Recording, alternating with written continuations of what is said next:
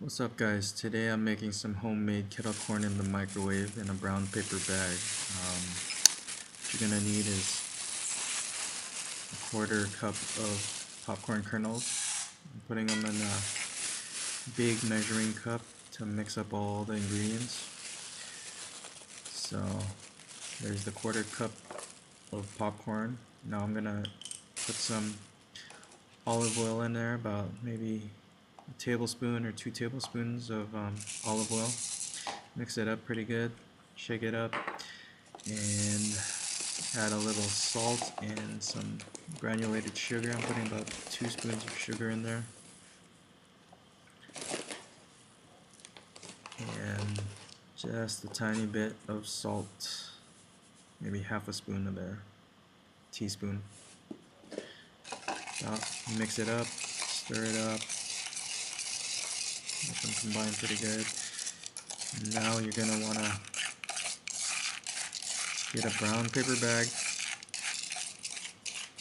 the ones you use for your lunch bags in elementary school. Pop it open and dump all the popcorn and sugar and salt and oil in there. And you're going to want to put it on a plate. You'll see why later. So I'm dumping in the popcorn in the bag, and I'll fold it twice and staple it. Don't worry, the staples won't blow up or damage your microwave. I haven't had a problem with it.